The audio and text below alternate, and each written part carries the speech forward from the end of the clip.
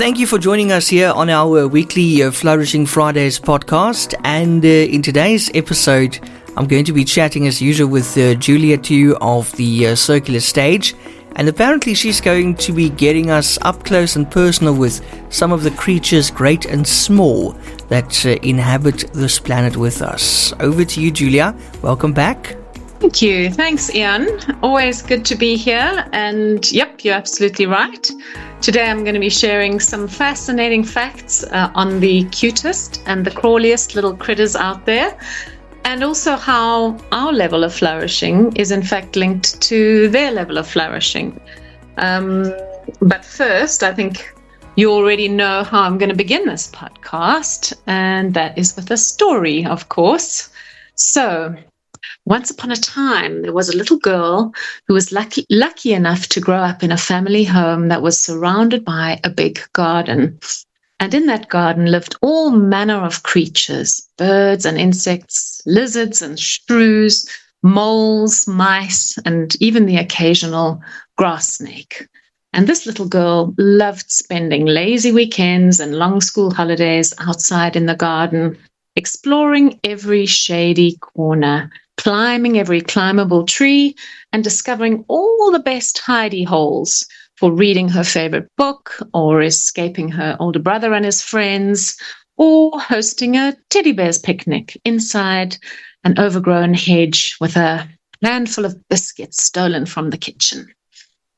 So from time to time, the girl came across a troubled resident of the garden, a little fragile pink and featherless baby bird tossed from its nest on a windy day, or a grown-up bird who knocked itself out flying into a bedroom window, or a tiny velvety shrew who needed rescuing from the playful claws of the household cat, and even an exhausted bee clinging desperately to the side of the bird bath to avoid drowning.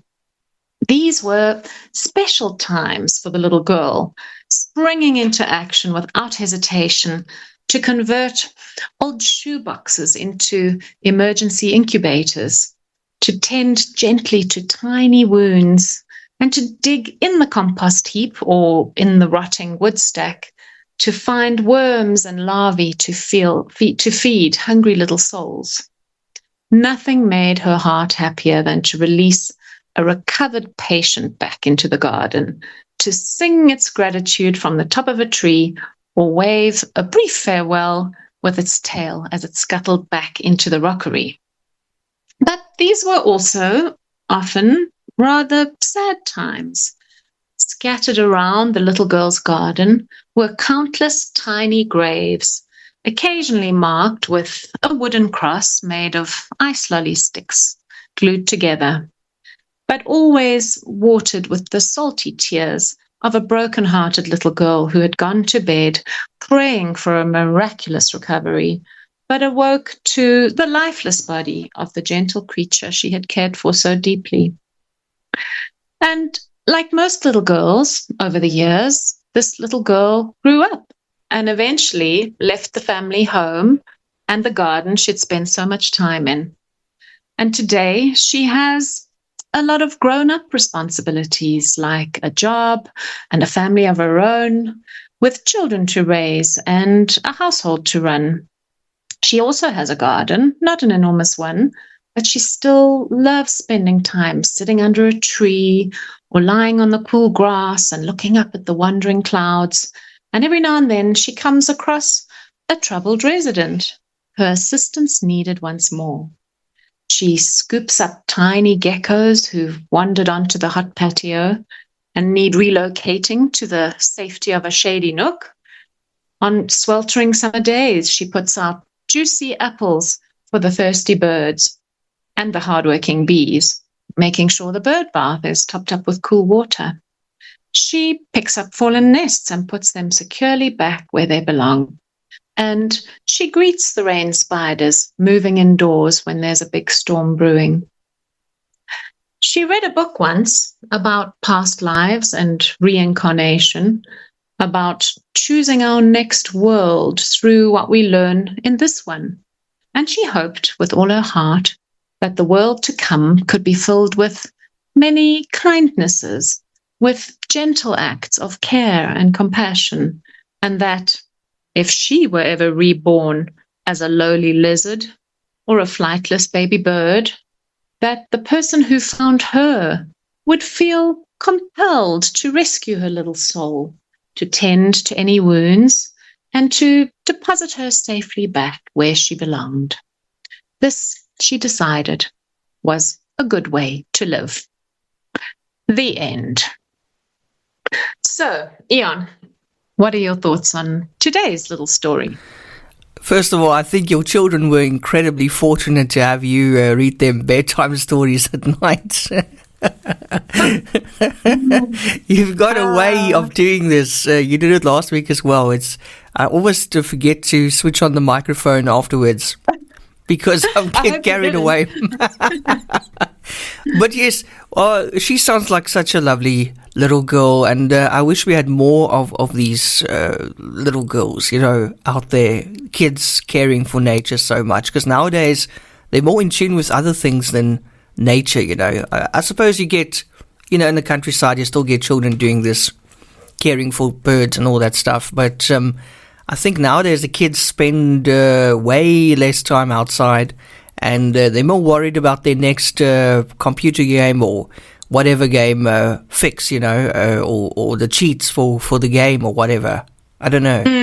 Do you agree? No, you're right. They're far too interested in whatever the next post will be on social media or what their friends are saying or doing. We didn't have all of that when I was growing up. So I guess we had time on our hands, and that's where we went. So that, as you can imagine, that might just be the story of a little girl called Julia. Was it you? That was definitely me as a kid growing up. Oh wow! And is it still you today? And me as a grown up. Yes, that's also me. I must say, I couldn't help it. I am still a rescuer, and still a lover of fauna, for lack of a better word, because fauna is the topic of today's podcast.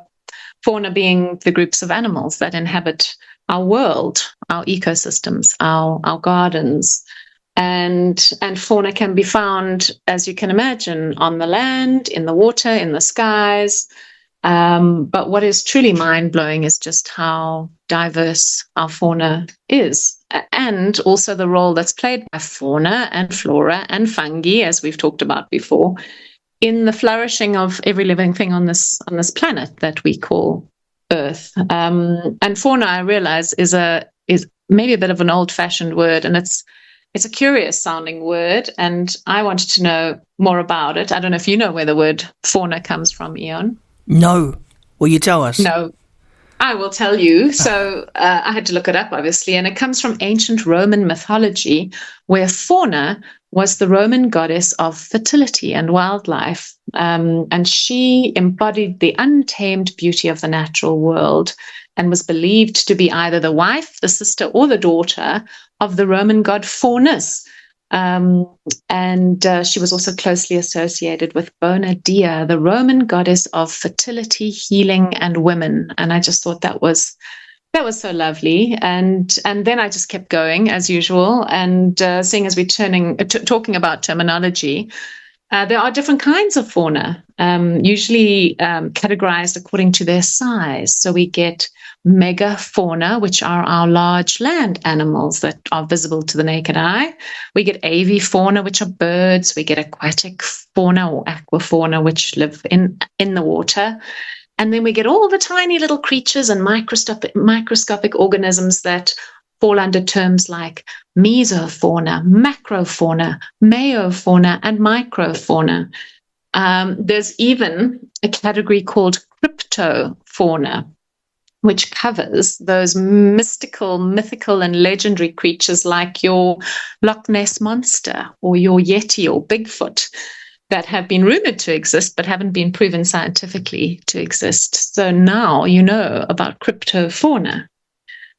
But despite those, there are so many species of fauna that we haven't even discovered yet, tucked away in some dark corner of a jungle or under the shifting sands of a desert. And we have a classic example that was given by the World Resources Institute of a forest in Panama. They did a study there of just 19 trees. 19 trees in this forest were studied, and it revealed 1,200 beetle species. And of those beetle species, only 80% of them were unknown to science. They'd never found them before. They'd never seen them before, which is quite remarkable. In fact, the report went on to point out that scientists actually have a better understanding of how many stars there are in our galaxy than how many species we have on Earth, which I thought was an amazing example. However, and there's always a however when in my talks, tragically, scientists are also warning us that a sixth mass extinction is currently underway. It's a crisis caused entirely by our own human activities. There's a rapid loss of species happening today, estimated to be between 1,000 and 10,000 times higher than the natural rate of extinction if we weren't involved. And if we have, say, 100 million different species coexisting with us on the planet, which is the upper estimate of what scientists think we have, then we are losing between 10,000 and 100,000 species, which are becoming extinct every year. And this is according to the World Wildlife Fund. So that's a hell of a lot of species we may not even know about yet, but they're becoming extinct under our very noses. So what we're talking about here is called biodiversity loss, if we're going to take the scientific term for it. And it's the loss of life on Earth at many different levels. You can have reductions in genetic biodiversity. You can have collapses of entire ecosystems. And biodiversity plays such a role not only in intrinsic things like food chains, but it also underpins what we call ecosystem services, which provide the backbone of our global economy. So what are ecosystem services? They are the natural processes that are provided by healthy ecosystems that provide a wide range of benefits to us humans. So what are we talking about here? We're talking about benefits like pollination provided by insects, or natural processes like decomposition that recycle nutrients, which supports the formation of fertile soil, which allows for greater crop yields. So these are all ecosystem services. There are also cultural ecosystem services, which is all about the aesthetic value of nature, its amazing beauty, which not only generates income for a lot of people through ecotourism. Let's say here in South Africa, people want to come to the bush, they want to see our amazing wild animals and go on safari. They earn money from that, and that is all thanks to ecosystem services provided by the lions and the zebras and the giraffe and the bush, right? And not only does that provide a source of income through ecotourism, but it also improves people's mental well-being through time spent in nature. So we don't always keep track of just how much we owe to nature for all of the services that it provides to us. But what do we do in return? Well, as it turns out, the main factor in biodiversity loss is the destruction of natural landscapes to make way for what? To make way for our farms, our towns, our cities, our roads, our schools, our hospitals. And that's not the only thing. Biodiversity loss is also being driven by climate change, again, caused by us. That's leading to species decline and is only going to get worse as the planet gets hotter. So as usual, I'm coming in with a bit of a serious story, and I feel we almost need to have a moment of silence for nature and how hard we've been on it. But Eon, despite what I've been telling you, my focus for today's podcast is not wanting to be on scary and depressing statistics, but I would rather be encouraging and inspiring us all to rather appreciate and protect the incredible biodiversity and beauty that we are all seeing around us in nature. And if you're anything like me, Eon, you also get stuck on social media from time to time, watching videos of all kinds of animals, great and small, weird and wonderful, and generally exceptionally entertaining. I mean, dare I say the word panda bear? Who has not seen a video of those roly-poly black and white clowns getting up to the craziest antics, usually to the frustration of their caretakers? Have you seen those panda bear Oh, videos? yes, absolutely. And let's not forget the penguins as well. Those are also some very interesting creatures. Penguins. I'm actually very concerned because I read the other day that the African penguin that we have here, we have them in Cape Town especially. What's that beach called again? Is it Boulders Beach, I think, in Cape Town? Yes. And they're going extinct, eh? And at a very alarming rate. So that's a very big worry for me at the moment because I just can't imagine this world without our penguin friends. Our little penguins, our little black and white tuxedoed birds. Yeah, I love how they walk. And when they walk and they come running up and give people hugs as well, I think, from time to time. They're so cute. So it is so cute, and it is so endearing when you see those. Penguins giving people hugs. We've seen, you name it, sheep jumping on trampolines. We've seen squirrels bringing cookies to their favorite neighbor. We've seen crows sliding down snowy roofs for fun. Octopuses solving complicated puzzles. And I don't know if you saw the one of the raccoons pretending to be statues when they were caught trespassing on someone's property. You must send me that one, yeah. Oh, you'll see it. You'll see it. And the pet videos. I mean, who can forget the pet videos? Who knew that cats could be so terrified of cucumbers? Not my cats. My cats are not at all terrified of cucumbers, but judging by social media, they really, really are. And cats who think they're dogs who are making best friends with birds who can bark just like a dog. Oh, and there's something in there for everyone. And my daughter is regularly catching me laughing at these crazy things. But I did wonder to myself, why do they appeal to humans so much? Why do we get caught up? Obviously, we know that they provide a wonderful escape from our day-to-day lives, from work, from school. But for most of us, the increasing popularity of these videos actually says something deeper about our human nature. And I came across Dr. Aisha Akhtar, who's a leader in the field of animal ethics and neurology. And she's written a book called Our Symphony with Animals. And she says in that book that a significant portion of animal videos that go viral are those in which animals are rescued. And in a world in which we are constantly bombarded with stories of human greed, cruelty, injustice, trauma, terrible election results, etc., it helps to be reminded of the generosity of humans.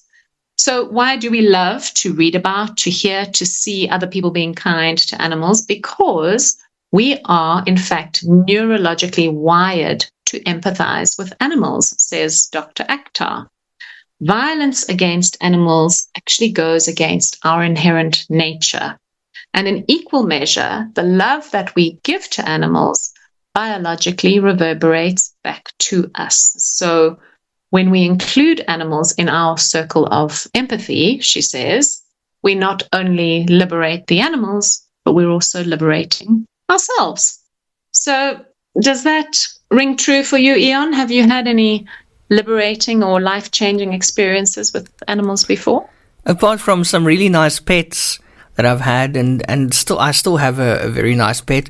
But I think one of the most life-changing experiences with animals for me was probably when I went on a horse whispering course in the Natal Midlands. and wow. this beautiful black horse called what was his name, Willow.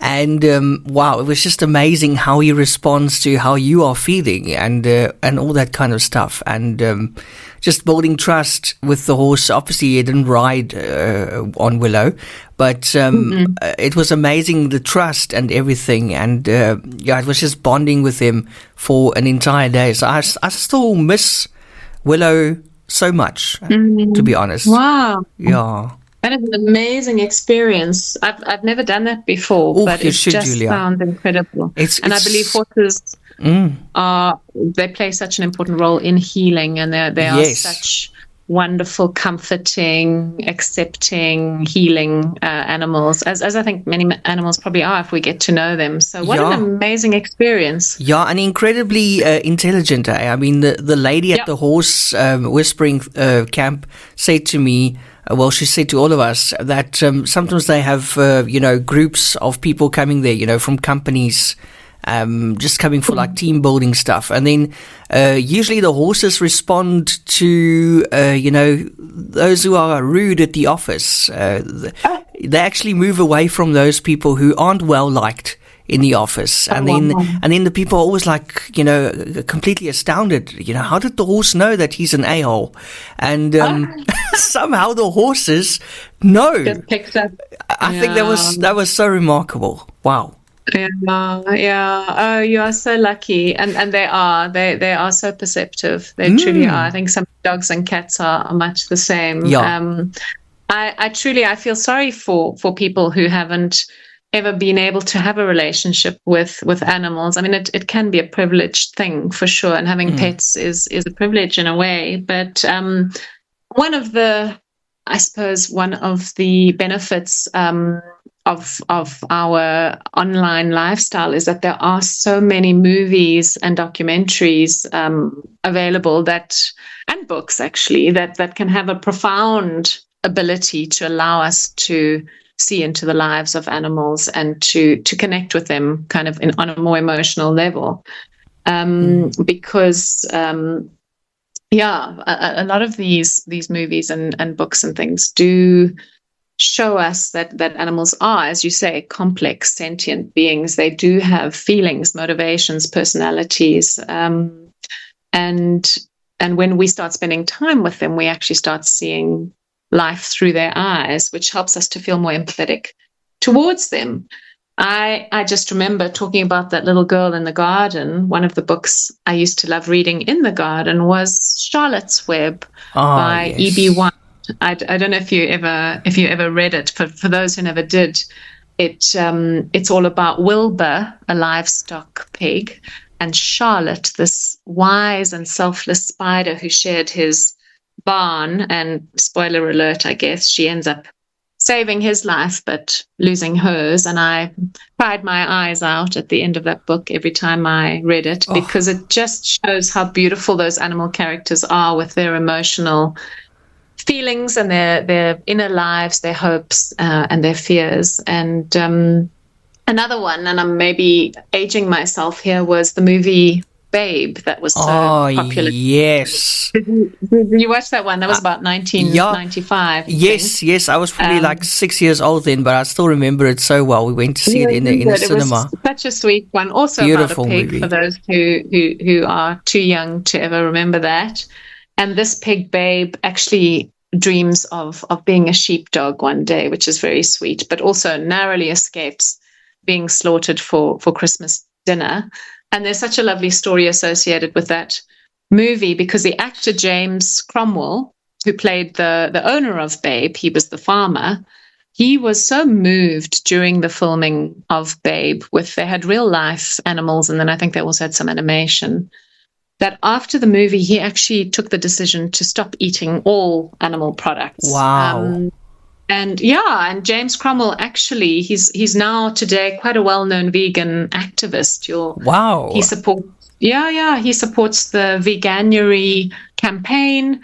I think he does the voiceover for their campaign and says, do yourself and the planet a favor and take the Veganuary as in January and vegan challenge. make a difference with little or no effort. So I think that's amazing. That just goes to show that literally acting in that movie changed his life. That's a very interesting fact. I didn't know this. Interesting story. Hey. And then another one that I've also picked up has been life-changing for so many people was, and I bet you've seen this one too. Yep. My Octopus Teacher. Yep. No wonder it won awards. It's a Netflix documentary for those who haven't seen it. And it tells the story of the relationship between a South African filmmaker called Craig Foster and a wild octopus that he befriends in a kelp forest off the coast of the Western Cape. And if you haven't seen it, please see it. Yeah. It has got incredible underwater footage. We see this gorgeous little octopus exhibiting curiosity, playfulness, problem solving, and even affection. She becomes very affectionate with him, which really challenges our perceptions of marine life and animals. And it has brought octopuses into the spotlight as sentient beings capable of forming bonds and navigating their world with intelligence and personality. And it's actually thanks to documentaries like this one that some countries and states have started banning the practice of octopus farming, which is just particularly cruel. A lot of animal farming is cruel, but with considering how sentient they are. So that's a great thing. And that's the role that these sort of documentaries play. So that's a lovely story. But not all of them are as heartwarming. I know that we've got a lot of animals that are not cute and cuddly and then end up on a viral TikTok video because some of them are actually creepy and crawly and a little bit scary, and they tend to get a tough rap in the animal kingdom. Yes, we don't necessarily want to find one sharing our bed, but a lot of these creepy crawlies actually play a really important role in our environment and in the flourishing of this planet. So, for example, Ian, if you happen to love eating food, then you will love bees and butterflies because they are crucial pollinators. They are responsible for pollinating around 75% of the world's leading crops, whether it's fruit, vegetables, nuts, other plants, essential to ecosystems and our food supply. Because without them, we would face massive food shortages and a huge loss of biodiversity, which would also have knock-on effects. So that's bees and butterflies. What about mosquitoes? If you can't stand mosquitoes, then you will love predatory insects like spiders. Why? Because spiders naturally control populations of other insects, especially those disease-carrying mosquitoes, those irritating mosquitoes that bug us at night, and also things like crop-damaging pests. So by so doing, they actually reduce our dependence on chemical pesticides. So yay for spiders. And if you happen to have a garden, Eon, and a dog who likes to poop in the garden, then you will love the decomposers like cockroaches and dung beetles. Why? Because they break down waste and dead organic matter, and they then enrich the soil with nutrients, which supports plant growth and benefits the entire food chain. And it will make your begonias look better than ever before. So yay for the decomposers. And what else? Well, we think that we humans are the only intelligent animals around.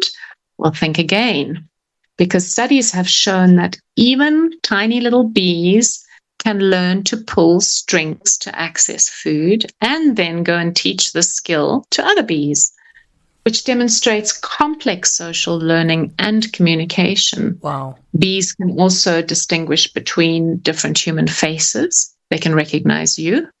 They can count up to 4.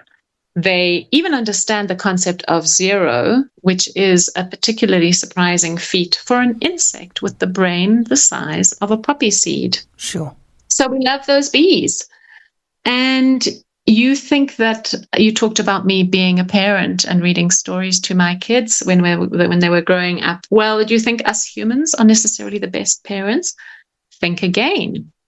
some spider species, like the velvet spider, have been found to display maternal care. So the mother actually protects her offspring. She doesn't run off and leave them. And she even gives up her own body as food when resources are scarce, demonstrating an amazing level of parental sacrifice. Do you think you would be prepared to sacrifice your own body for your offspring one day, Ian, for them to survive? Geez, probably. Would you? Okay. I'm putting you under pressure there, Ian. That's a tough one. But yeah, the list goes on. You know me, I could talk for days. I mean, cockroaches, yes, none of us feel particularly romantic about cockroaches. I know this, but they are one of the very few creatures that can survive in highly contaminated and toxic sites. Do you remember the movie WALL-E, when it was literally the robot WALL-E and his little friend the cockroach? Because they can actually help break down materials that would otherwise take years and years to decompose. Can we do that? No, we can't. And what about our little dung beetles? They can actually bury 250 times their own body weight in dung in one night. Can we do that even if we work out at the gym? I don't think so. And monarch butterflies, they travel thousands of miles to locations they have never seen before, relying on inherited memory and magnetic cues. Do you think we could do that without our precious GPS systems? No. I don't think so. And butterflies can also taste with their feet, allowing them to determine whether a leaf is suitable for their larvae before they lay their eggs. Now, would we want to taste with our feet? Hell no. No, there are some limitations. No. And I think tasting with my feet is probably one of them. So we won't go with that one. But I think after all these examples, we're starting to get the picture. And if I can just say, if one or two of these little stories have opened up our eyes to just view the world of fauna and animals in a slightly different light, in maybe a more compassionate light or a more understanding light, where you're maybe not going to go and squash that spider in your bedroom tonight and you're going to catch it in a glass and put it outside in the garden, then I think my job here is done, and we can happily end off this episode of another Flourishing Friday for this week. What do you think, Ian? Yes, absolutely. Julia, once again, amazing storytelling there and a very powerful message. And just by the way, I never, ever, ever kill spiders, not even the huge ones. I always just, shoo them away and help them out, because I know they don't want to be inside, really. They want to probably go outside. So I'll always shoo them to the window or whatever, or open the window or the door a little bit wider or whatever, just to, help them out. So I will never just kill the spider. I mean, that's crazy. That's not very nice. And also to get back to Charlotte's Web, the movie, I haven't read the book yet, but the movie was incredibly moving. It's one of those movies you can't watch it without crying. No. And I think even the hardest-hearted person ends up breaking down. I mean, look, I'm a person who cries watching adverts on TV sometimes. So perhaps I'm a little bit on the extreme of a soppy, a soft-hearted person. But it is remarkable how we all get the feels, and how, if you're just watching that video of some poor little animal, with all the floods they've had recently, and I've watched so many videos of humans creating a human chain to rescue some dog that's stuck in the middle of a huge floodplain, clinging to a rock, and then these humans who don't know each other just get together and make a human chain and grab that dog and rescue it. And I think it leaves most of us, with chills or with tears. And I think that's something we must cling to, because that is our normal human nature. Yes, I think, humans have got a tough rap these days, and we're very quick to say, humans are the scourge of the earth. But actually, deep down, inherently and instinctively, we're actually pretty cool, and we're actually pretty empathetic, and we do love animals. So I think people must just stick with their instincts and not be afraid to feel.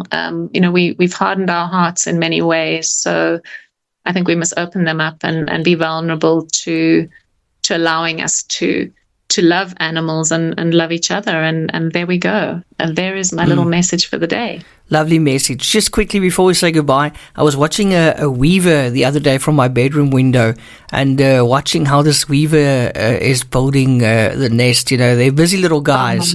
And then obviously the females have to come and approve it before she, lays her eggs. But I think that was so cute. It's just the dedication of that little bird. I mean, he's so small, but he's so determined to build that nest, and he keeps coming back to the exact same spots, to keep building, and he flies away really far. Like, I was like, how do you know where to go again? How do you get the materials? How do you remember, and how do you know where to go and get it, and all that kind of stuff? And he's so energetic, and his little wings are just flapping, and he's making this loud noise, like a hypnotic sound. I was just fascinated by that, watching that the other day. It is. And I think that it's brilliant. If you can have experiences like that every day and just remind yourself just how miraculous that is, how that bird knows how to weave a nest like that, or a spider knows how to create a web like she does, and just how strong that web is. I mean, there are miracles all around us all the time, and we sometimes need to remind ourselves to appreciate them. And the more we appreciate them and make them part of our lives, I think the more we will all flourish, hopefully. That's my wish, and the wish of the little girl that I once was, I think. Yeah, absolutely. Yeah. Julia, thank you so much. This was brilliant. Just lastly, how do we get in touch with you? Easy peasy. You can email me. You can get my details on my website, but otherwise it is julia@thecircularstage.com, which is pretty easy. Otherwise, look me up on LinkedIn. I'm often there. But yeah, my website, www.thecircularstage.com. And please do touch base. We need to know that there are people out there listening and living and breathing. And we would love to interact with you and have a conversation. So please reach out. I would love to hear from you. Absolutely. Julia, thank you so much. Until next time. Until next time, we look forward to it. Have a beautiful weekend, Ian. You too, Julia. Thanks so much. Thank you. Bye.